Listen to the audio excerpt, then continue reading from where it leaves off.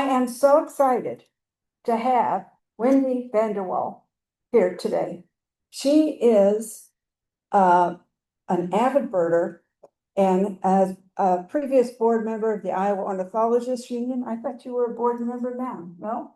No. Okay. And the Des Moines Audubon Club.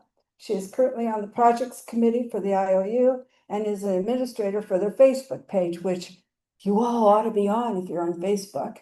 It has marvelous pictures and information. People post a lot of information about the birds. She has done bird surveys for the environmental consulting company. And she's just a marvelous leader, and she's going to talk about her big year. There you are. My presentation might be a little bit over an hour. Might be a little over an hour, so I apologize to Zoom people if I do go over that. I'll try and talk fast. So 2023, I did a big year. I'm going to give you a few hints on how to do a big year and kind of learn how to look at the seasons and stuff. So I'll just jump right in. One of the ways is to just start chasing the rare birds.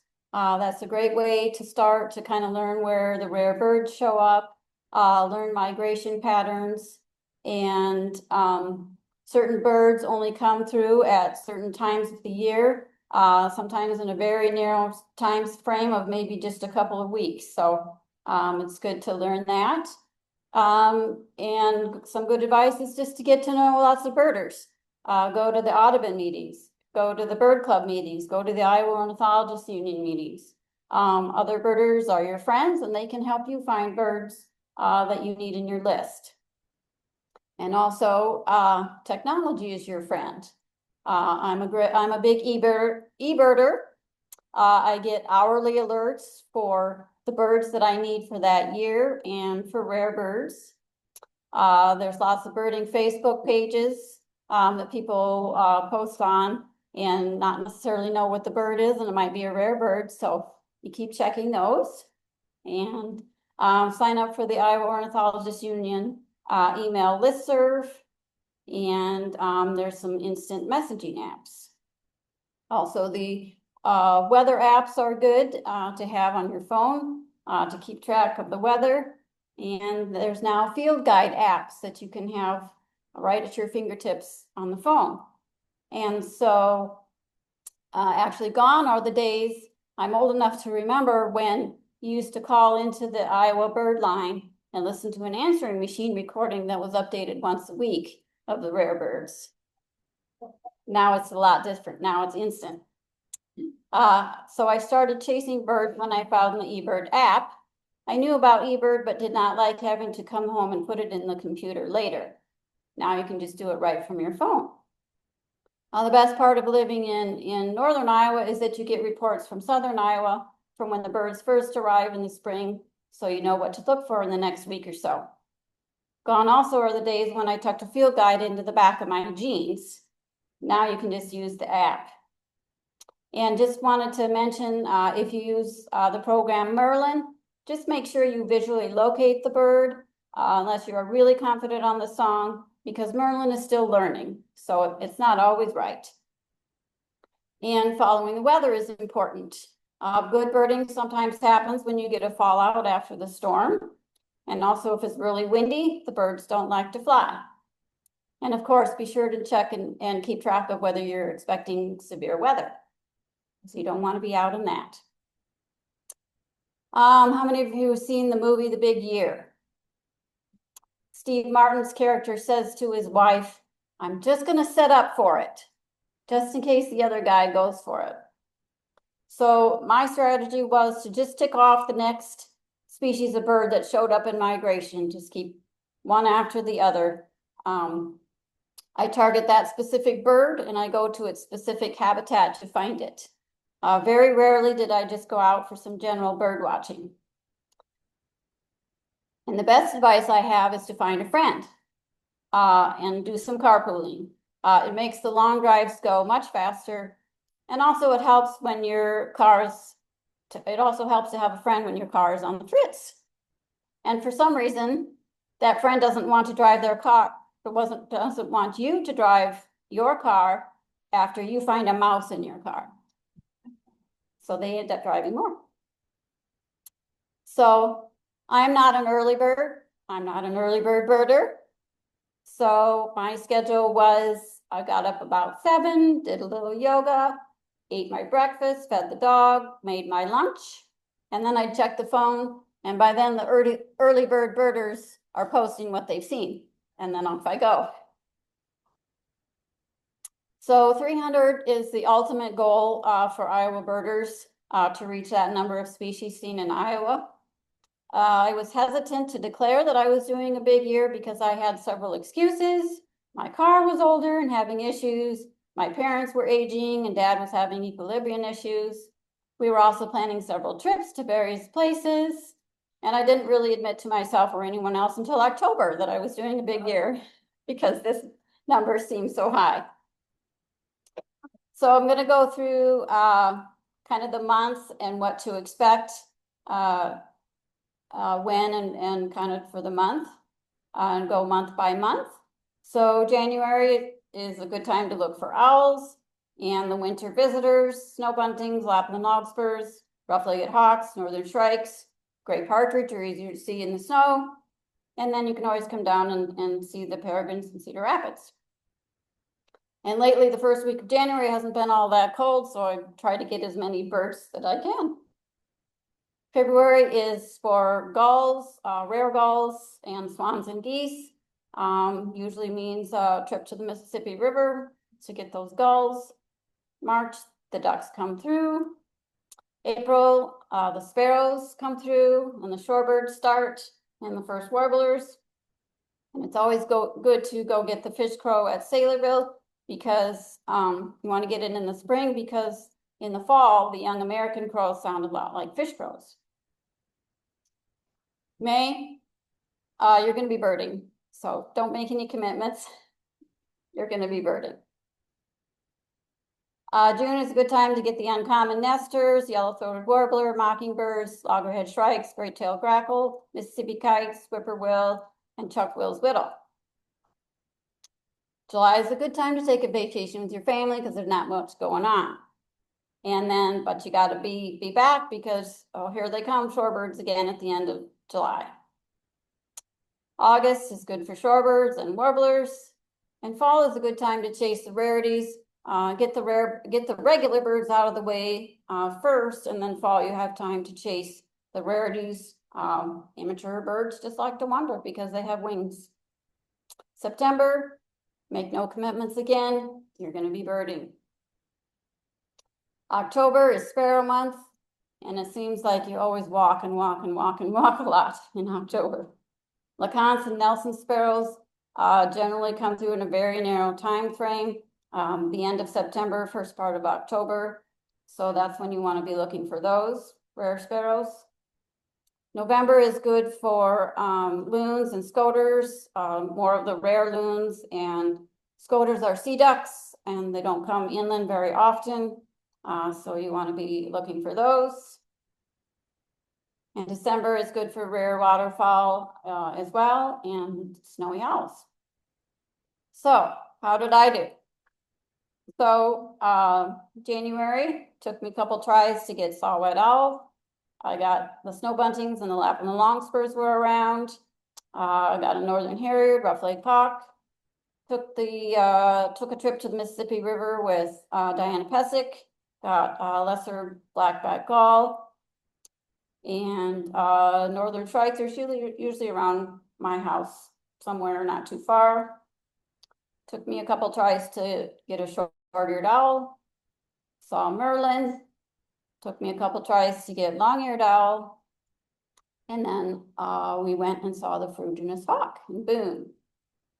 And took me several tries to go to Waterloo to find the black duck. And it's usually an obligatory trip to Lockingham 14 to get the mute swans there. And we did have a pair of screech owls around my house, kind of close by, that hung out for a couple years. And so I did get that, but unfortunately they aren't around anymore. This is a short-eared owl. This is a picture through a scope and it was getting dark. So, by the way, if you came tonight thinking you were gonna see awesome pictures, you're gonna be disappointed because I'm not a great photographer. You're gonna get the real life photos from me. This was up at Aldo Leopold by the Wapsie. I believe there was a Merlin there that night as well. This is Catherine's picture of a long-eared owl. This is the ferruginous hawk. I don't know if that's mine or Catherine's picture. This was a lifer for me. We actually, Catherine and I went out, I believe it was Dallas County, to look for a mountain bluebird that had been reported. We didn't find it. So then we went on up to Boone and found this guy. He was just hanging out on the telephone pole. This was the Merlin, coming home from the ferruginous hawk. He was just flying by the highway saying, take my picture. So once in a while I do get a good picture. So this is of a rough-legged hawk. And this is my screech owl near my house. I had one that, the other one's was a partial kind of a rufous face too, but not around anymore. We got golden eagle at Winnegar Park, which is about 5 miles from my house by the Cedar River.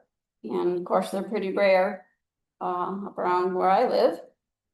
And then a great black gull showed up at the Mississippi River. There was an Iceland gull there as well. We went to Nevada to find the spotted towhee, and there was a Harris sparrow there. And then one of the fun parts about doing a big ear or birding in general is that you get to meet lots of fun people. And I had Dennis and Tammy McQuaid contact me. They wanted to come down and see my Eurasian tree sparrows. Well, it turns out they were the top birders for the United States that year. They saw 811 species. And they wanted to come to my house to see my Eurasian tree sparrows. They drove all the way down from Minneapolis just for that bird. I did some work in Henry County, some bird surveys that year. So Cone Marsh was sort of on the way home from there. So I got tundra swan, snow geese, and greater white-fronted geese there.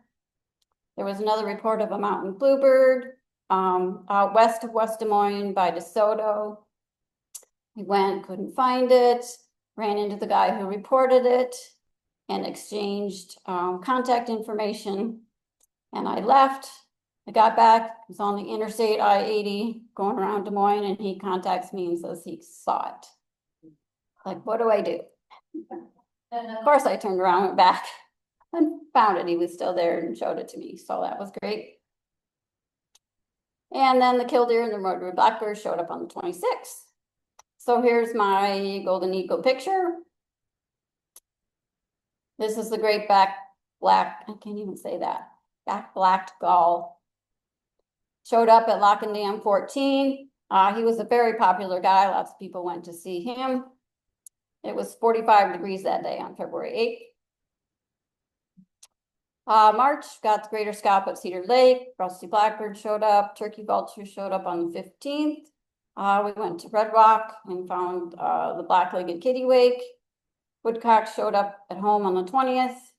Loon at Pleasant Creek. And then we went to Arizona. And so the last couple of years, I had been driving my parents back and forth to Arizona. They had a place down there. So I'd fly down, drive them back. And so I invited Catherine to go with me, and we went down that year and had a grand old time, got 11 new life birds for me. So this is the black-legged kittiwake. You know, you probably can't find it, but he's got the little black dot on the side of his head, and he's kind of in the middle there. And it took me a long time to go through all those birds and find that little black-legged kittiwake.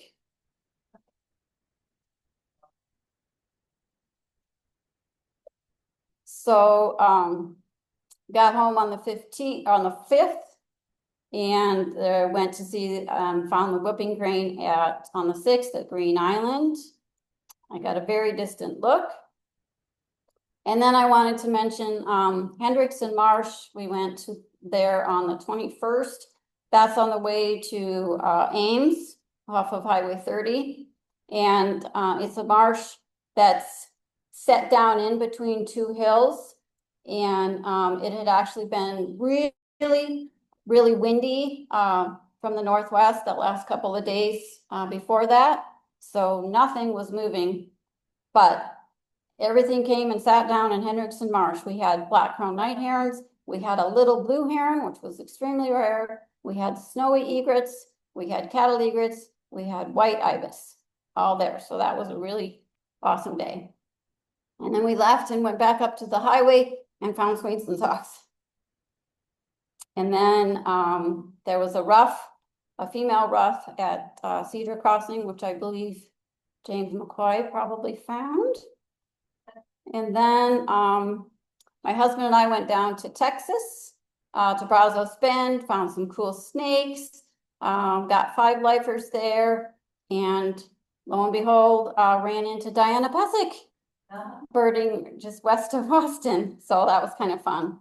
And also I wanted to mention just quickly, I took a college trip to Texas, college J-term ornithology class to Texas, and went to this tiny little place called San Lenino and saw the brown jay there, I think. And that trip was when I got hooked on birding. And now come to find out, just last month, I met Lois and Merle. And they did that for many years. They lived there and took care of the place at San Nino. So it was really, really cool to meet them and kind of come full circle. And I still have my journal from there. So got the blackneck stilt at Hawkeye, American golden plovers in the Cohen Marsh area. And then I led a couple of bird walks at Wakey Up Nature Center. This is Catherine's picture. My view was very, very distant. So both of us were in Arizona the day this bird was found on April 1st. She left that day and flew home. I left on the 3rd with my folks and started driving home. And it takes us forever to get back from there. So every day people are going and seeing this whooping crane, and I'm still driving and driving home. So you can imagine how I'm feeling. And so Catherine saw it on the 3rd. We finally got home on the 5th. And I drove home most of the way that day. And then I got up again and got back in the car on the 6th and drove another 2 hours to Green Island to see the whooping crane. I could not believe that was still there. So I have a question. The white one is the whooping crane? The white one is the whooping crane. And are the others? Yes, the others are the sandhill cranes. Yep, he was hanging out with the sandhill cranes. So I'm just seeing them in the grass. Yep. Yep. This was the ruff at Cedar River Crossing. This is where it pays to know people, because Jerry let me use his nice, powerful scope and look for the ruff, and so I finally did find that. And this was April 12th, and it was 85 degrees that day. So they put in a new wetland by me where I live called Kootenai Pond. It's by the Brandon exit on 380. And while Kootenai Pond was there, they put in new wetlands just immediately north of it. And so it had this nice mudflat peninsula island in the middle of it. So I would stop and check it every so often. And I was coming home from birding somewhere in the early afternoon. I was tired, didn't really want to stop, but I thought, oh, I better. There were 125 willets there this day on the 26th of April. So that was really, really, really cool to see. There's kind of a big bunch of them there. So that was really fun to find those and to see that if you build it, they will come. So May is busy. Early May or even late April, you want to go down and find the prairie warbler at Shimmick State Park. It's a 2-hour drive down there. It's a mile-long walk back, and you have to remember which trails to take, and then you have to watch out for ticks. And of course, my friend Catherine found a whole bunch of ticks that day. We had the IOU meeting in West Des Moines that year. I had never been to see the prairie chickens, so we went sort of on the way, not really, to go see the prairie chickens. And then Saturday morning, we went to Bays Branch on the northwest side of Des Moines, kind of. We went for great-tailed grackles and also found a western grebe there. And then there was a report of a snowy plover at Jensen Marsh, which is all the way south of Des Moines. So we went all the way down there on Saturday as well for the snowy plover. And oh, by the way, the birds in black are new state birds for me. And then Sunday morning, I went to Saylorville and found the fish crow. Then a Kentucky warbler showed up at Sugar Bottom. Got the summer tanager at Hanging Rock over at Hawkeye. Northern mockingbird near Amana. And then my daughter graduated from vet school in Ames, so we went and celebrated with her. And then very nice couple had a painted bunting show up at their feeder west of Cedar Rapids, or east of Cedar Rapids. And then I got a Cape May warbler in Iowa City. And then wouldn't you know it, a prairie warbler shows up at Sugar Bottom. When I was there after chasing after the Kentucky warbler, and someone had gone further on down the road and found this prairie warbler singing. So I drove down there, stepped out of the car, and there's this prairie warbler singing away. And remember, we had just gone and done this big trip at the 1st of May, 2 hours down, big long walk, 2 hours back. And here this bird was just step out of the car and there he was. But it was a pretty rare sighting for Johnson County. And then got a sanderling at Terry Trueblood. I just like these guys, yellow-throated warbler. They're so fun. This was at Coralville. This is the painted bunting. This is not my picture. This is Brandon Caswell picture. This was a state and a life bird for me. May is a busy month, so I needed 2 slides. Got the Connecticut warbler at Hickory Hill. And that same day, got the report of the redneck phalarope at Amana Lily Lake, so I went all the way over there after Hickory Hill. Got that and came home one day, and lo and behold, there's a black-bellied plover at Kootenai in my little wetland, so that was a pretty fun find as well. And then we have birthdays in May, so we went to my daughter's in Pella, and I convinced my husband to go on the way home back to Amana Lily Lake for the ruddy turnstones. And got a whippoorwill in Alameda County and a cerulean warbler at Bixby Park. That's over by Edgewood. Northeast Iowa, yep. Yeah. Yep. That's right.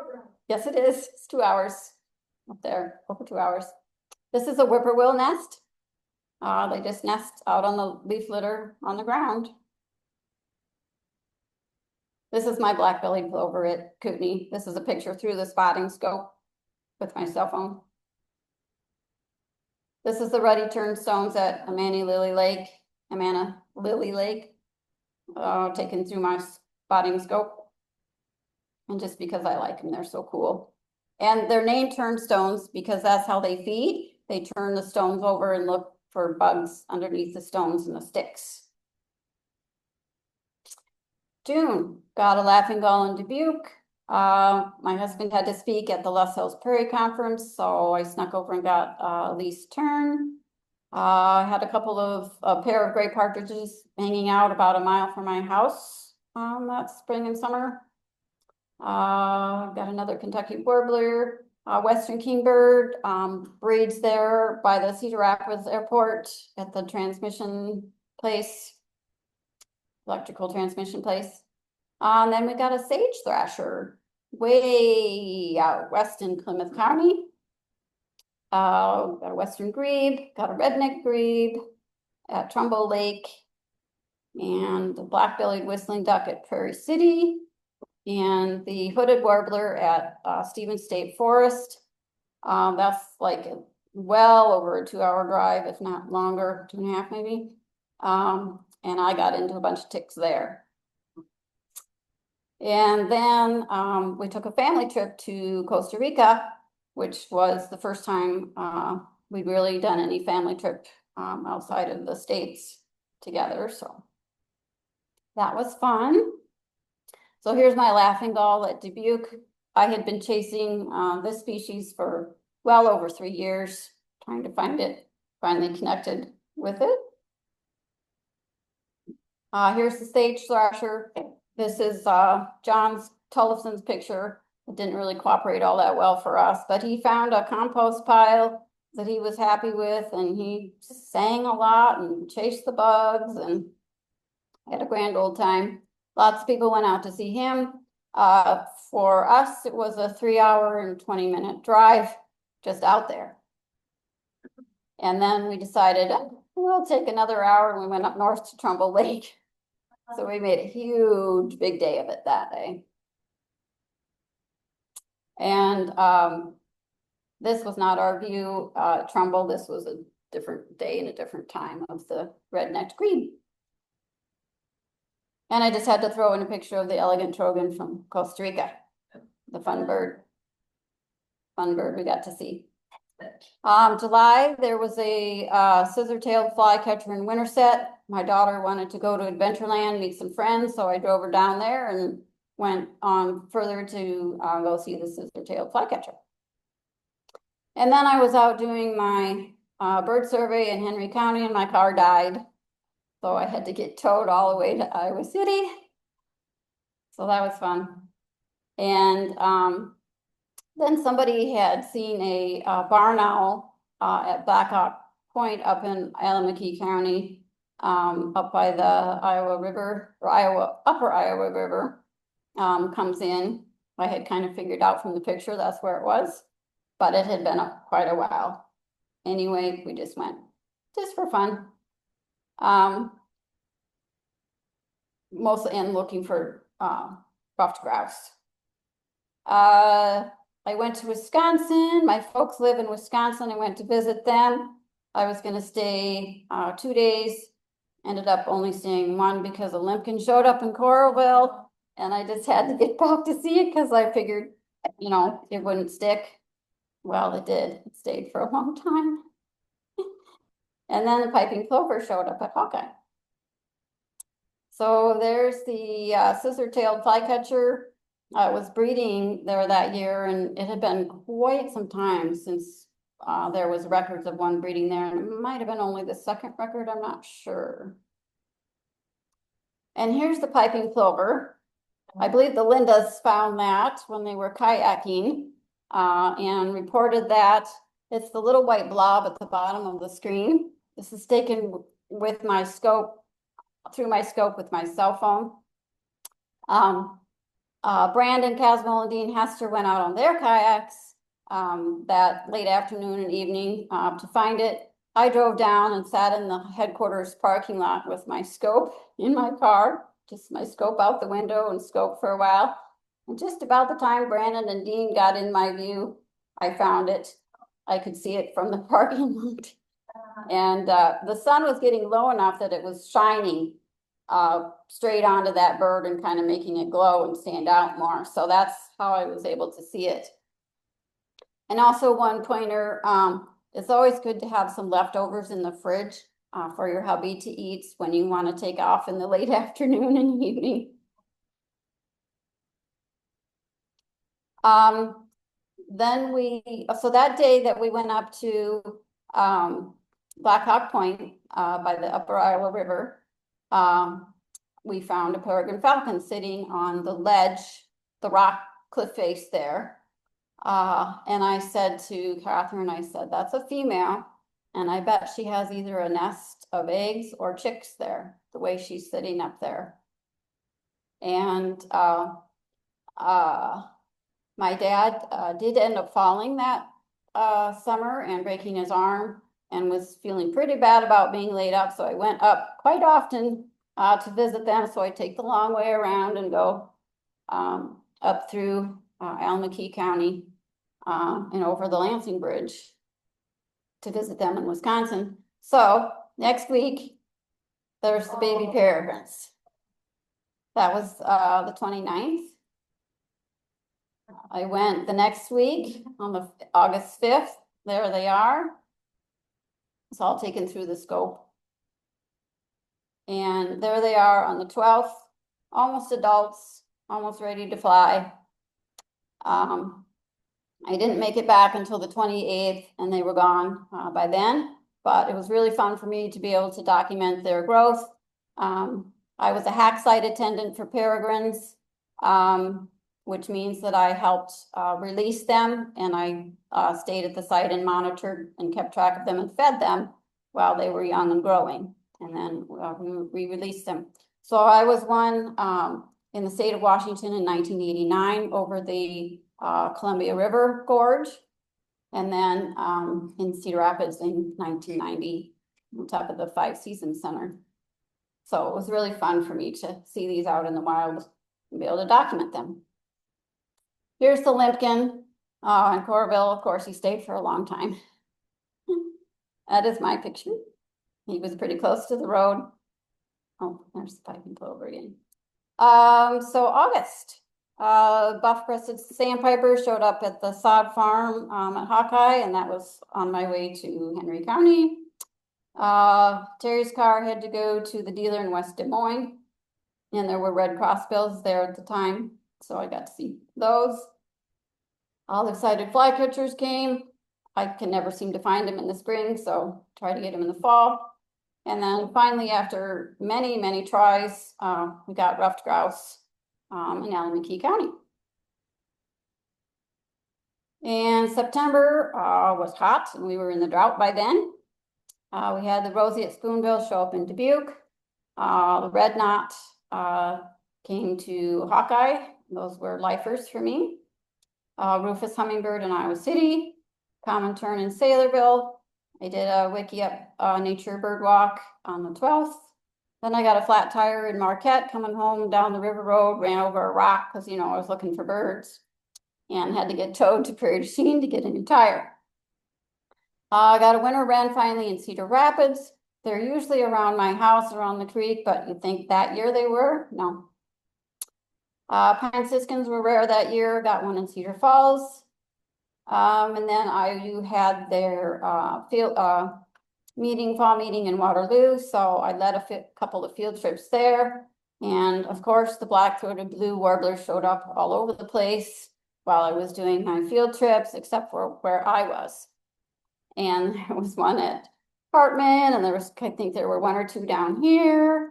And there was one just south of Waterloo that I missed by about 20 minutes. And then Nelson sparrow showed up at a new wetland fence by Mount Auburn, just like 15 minutes from my house. There's a picture of the roseate spoonbill. I was just in the Barrow Pond in Dubuque. I raced over there and got there just as the sun was setting. I think I was maybe the last person to see that bird. This is the picture through the scope. And just because they're fun birds, you can see why they're called a spoonbill. This is the Rufus hummingbird. It was at Jim Fuller's daughter's house in Iowa City. And you always want to get a picture of the tail to make sure you can count the number of spots to distinguish it between Anna's hummingbird.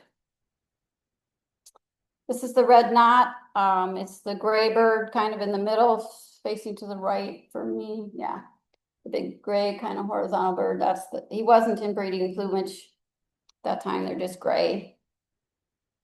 Brandon found those birds. He messaged and I said, I'm coming down. I raced down there in the car. He was waiting at the shoreline, so I ran down to the shoreline. Of course, I'm out of breath by that time, but I just hit the shoreline. But we had to walk all the way around the peninsula at Hawkeye headquarters there to see him. And there's thick, long grass there, and Brandon has really long legs, and oh my gosh, it was hard to keep up with him. But we got out there and got the lifer red nut. October, I got the LeConte sparrow at Hawkeye. That was the first reported one in the fall, and I probably didn't really need to go after that bird, but I did anyway. Had to cross the creek, got my boot stuck in the mud, and I could not get it out. I had to take my foot out of the boot and put it down into the muck and the mud and the wet, so I had enough leverage to pull my boot out of the mud. And then I had to go find the bird with wet, muddy foot. But luckily I had socks and pants in the car to change into. And by the way, that's another thing that's a good tip, is always have extras in your car of everything, coats, shoes, boots, whatever. One day I had a grocery assistant, they were loading groceries in my car, and she said, "You must like the outdoors a lot." I'm like, yeah, she's seeing all my boots and coats and stuff in the car. Then I found out my car needed a new transmission. Must have been all those miles I was putting on it. So I got a new Chevy Blazer EV. So that was fun. And then Surf Scooter showed up at Pleasant Creek, Ear Grebes at Terry Trueblood, and Bean Skull at Hawkeye. And then found out the dealer wasn't certified to sell EVs, so I had to take the Blazer back for a couple days. I'm not happy about that, but eventually did get it back. November, I led the Iowa City Bird Club field trip to Pleasant Creek, and we got black scoters at Pleasant Creek Lake, so that was fun. And then Catherine and I went to Red Rock, got the Pacific loon. And then there was a red-throated loon, which is really rare, reported at Saylorville. I drove down, got to Ankeny, started having software issues with the car, spent 4 hours in the dealer, finally got to the lake at sunset, but by then it was too dark to distinguish any loons from each other. So, and they made several trips to Saylorville looking for long-tailed duck. So here is the Pacific loon. This is, we had already spent a lot of time at Red Rock and I was ready to go home, but Catherine convinced me to stay. And we went to a new spot at the boat ramp, and it took me 30 minutes of scoping there, but I finally found this bird. It was a ways away, but still about as close as you're gonna see a Pacific loon. This picture was taken with my iPhone through the spotting scope. I didn't alter it at all, except to zoom in.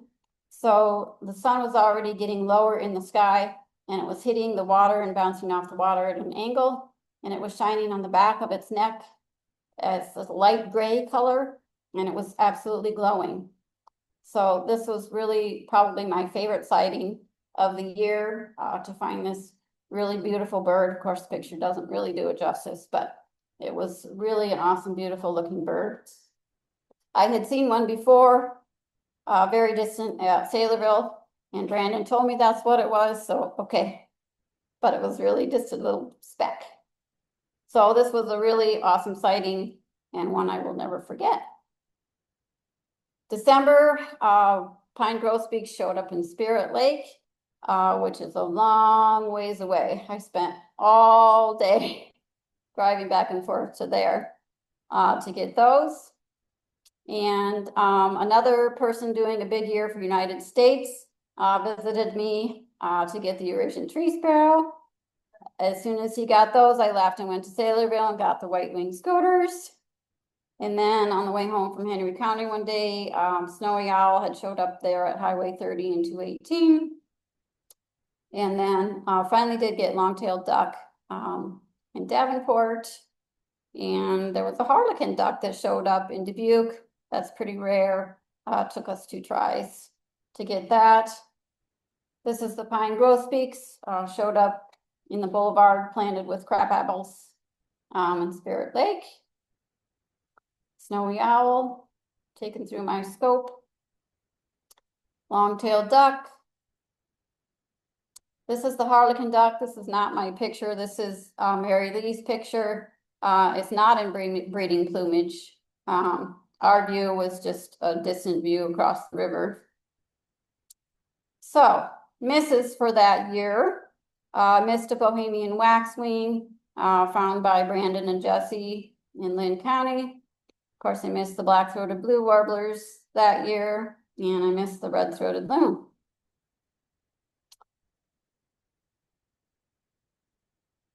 So it's all about the journey.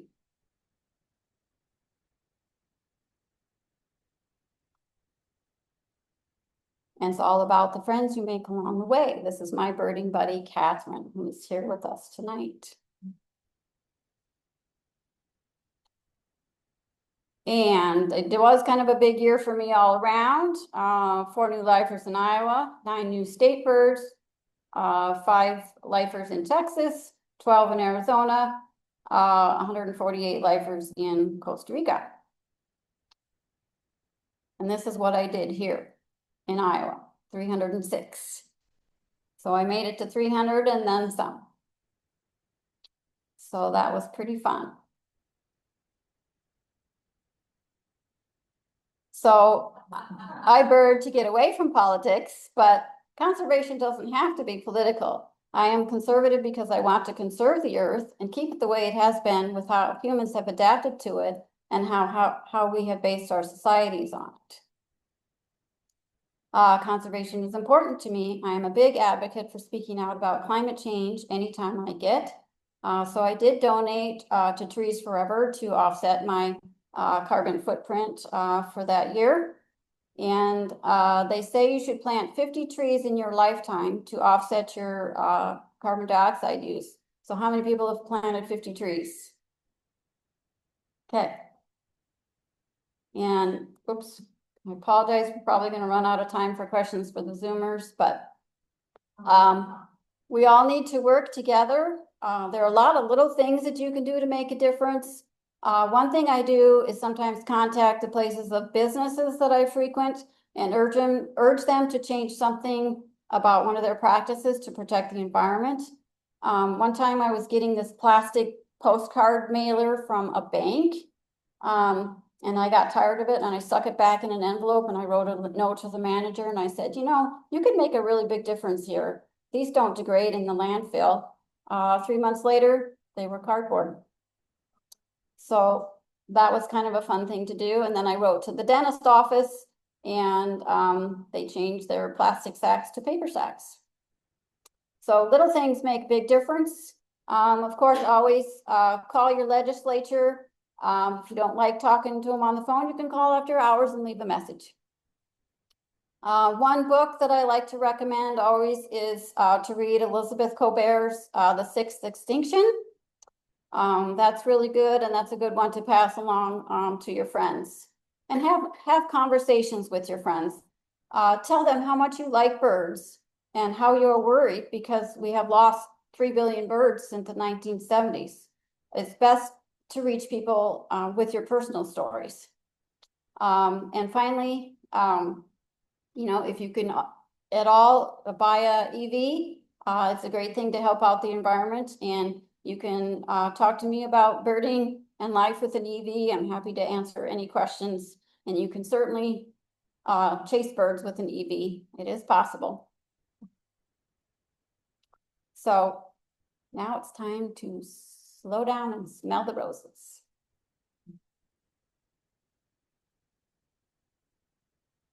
Questions?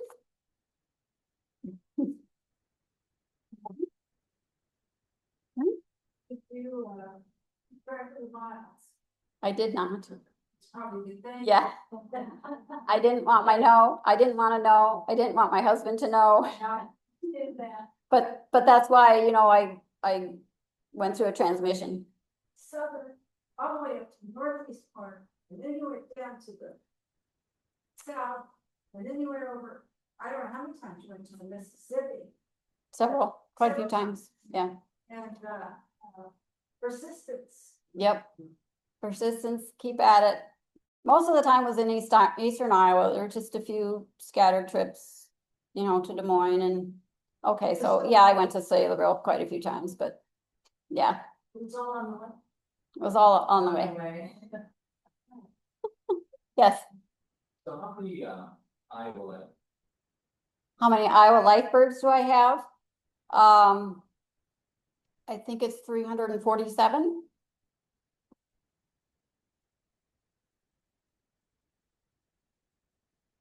Yes. Would you ever do it again? Would I ever do it again? No, I would not. I had already been chasing birds for probably 3 or 4 years by then.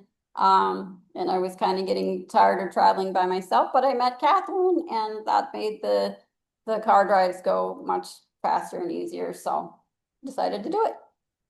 Yes. what did you find the hardest part to be? What did I find the hardest part to be? There's some stress and pressure. Oh, you got to find the next bird. You got to make sure I find this one. I got to make sure I find this one. And there's a lot of birds that are hard to find. So, it's kind of stressful at times and really kind of the drudgery of the long drives, especially, there were lots of them that I did by myself too. So, that got to be kind of tiring too. So. Yes. One of the birds that I have always missed, we come to Texas, we put it down there, and we come back after they were gone, and I was hoping I'd see that you saw a junco. A Junco? Yep. I didn't have a picture of it, no. No. Yeah, they were here. Yep. They're here now. I've got quite a few in my yard right now. And it's always interesting to see the Juncos at the same time they have a hummingbird. So that's always sort of in my mind. It's like, whoa, I can't fathom that. But yeah, the hummingbird left on the 6th, I think, for me. And I had a couple Juncos before that, but now there's a bunch. There's a bunch around, a bunch in my yard.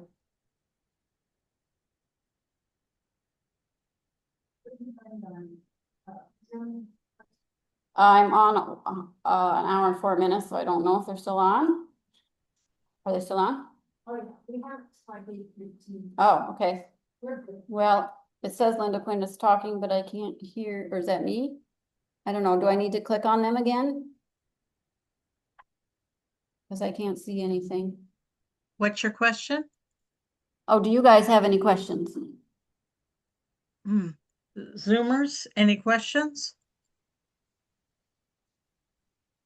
I don't think so. Okay, thank you. Uh-huh.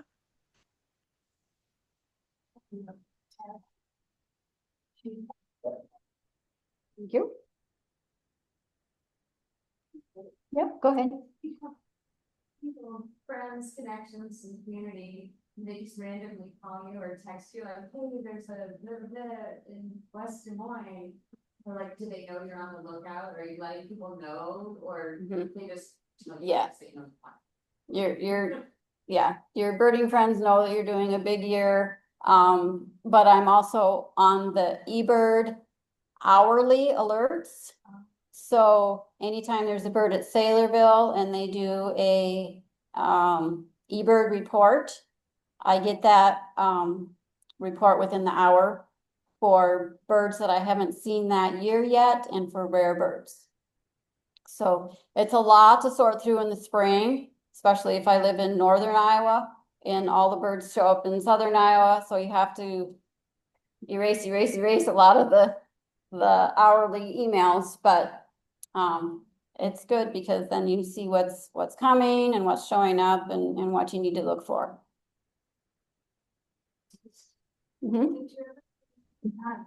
Did I ever stay overnight?